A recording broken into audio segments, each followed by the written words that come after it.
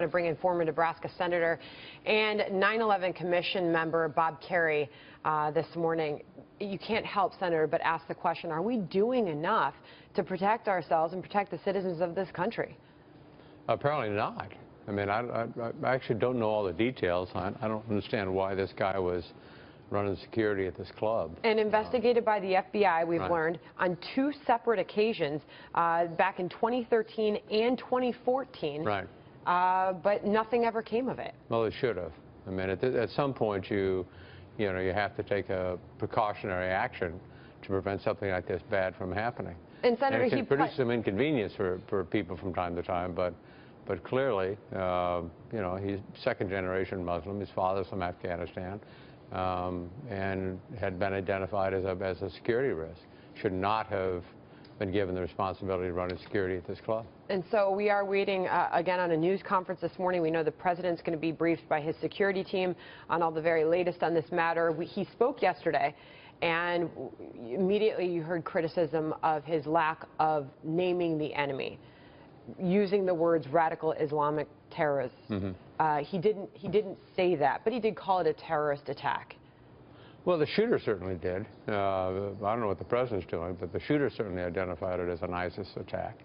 And ISIS doesn't care whether it organizes it. It's calling for these sorts of one-off operations all the time. So they certainly will celebrate the results of the attack.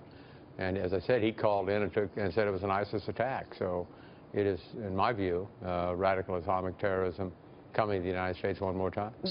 Bill, go ahead. Oh, yes, Senator, isn't it going to take American leadership to be at the forefront to tackle this ideology? Because if we look back to Paris, President Barack Obama was the only leader of the free world that wasn't there walking in unison to take on and make a stand against this. We had Angela Merkel there, Francois Hollande, everybody was there. He sent... Yeah. You mean after the Charlie Hebdo attack is what you're talking about? Yeah, exactly. So isn't it going to take American leadership to stop this? Because we can see nothing else is working. Well, I've got to say, if you're on the receiving end of one of those drones right now, you'd think the United States is taking pretty good leadership. I think in this particular case in Florida, it's something entirely different. It's just routine security. You should not have a guy that's under suspicion, as he was under suspicion, in charge of security at the club, given his background. You just can't do it. You're going to get in trouble, and we got in terrible trouble as a consequence. What do you make of the immediate discussion about gun control? Hillary Clinton bringing that up in her response to this attack?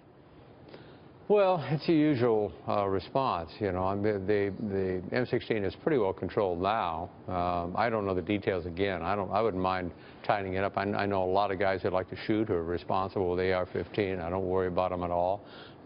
Again, I think you should not take away the AR-15 from them as a consequence of just doing a lousy job of following up on some leads that this guy was dangerous. He shouldn't have had security responsibility at this club, and he did. And as a consequence, we had this terrible tragedy. And Leif, you have been talking to us this morning about, guys that are at the ready to go fight this fight. Absolutely, and they're held back from the forward line of troops, they call it. I think they're eager to go and take on this enemy. Senator, as a Medal of Honor recipient, as a respected SEAL combat leader in Vietnam, one of the things we talk about with leadership is, and that I learned on the battlefield in Iraq, was you got to have a brutally honest assessment of yourself, of your team, and certainly of the enemy and the threat. I mean, this idea to try to disassociate these kind of attacks from the radical Islamic ideology behind them that we've seen coming as almost the Democratic Party line at this point. Well, I don't think it's a Democratic Party line, but I don't disagree with you. You have to identify who the enemy is, and you have to consistently go after the enemy, whether it's abroad or at home. They certainly rejoice in this kind of domestic attack. As I said, I think you really have to have a margin of error strategy, and you certainly have to identify who the enemy is, and you have to do it in a relentless fashion. There's plenty of them out there. Typically, we know who they are and where they are, and you just have to go after them and run them to the ground. So going through the facts that we do know at this moment, Senator, 50 dead, 53 injured in this attack. We're told there are still bodies in the nightclub. The FBI investigation continues. We're waiting on a press conference this morning. The suspect was on the FBI radar, as we talked about earlier. He was looked at twice by the FBI. The suspect's parents, as you identified, from Afghanistan. He was born in New York City. Based on everything that we know, can we expect that this is the way we are going to see ISIS play out their attacks look, I think in this country? they had enough evidence to take him out and not let him be a security guard. By the way, one thing that gets missing in this moment when people are criticizing the police, it sounds like the police on site did a heroic job of keeping the casualty rates as low as it was.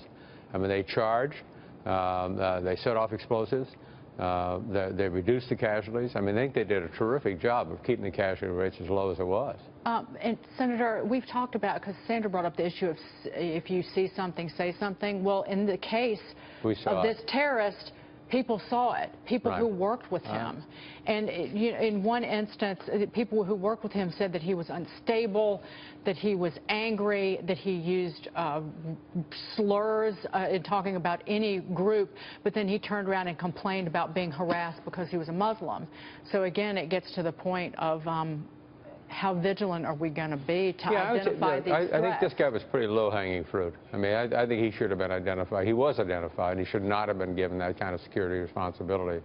What you're talking about is something entirely different, where you really do have to run him to the ground and say, this is an unfriendly place for you to live.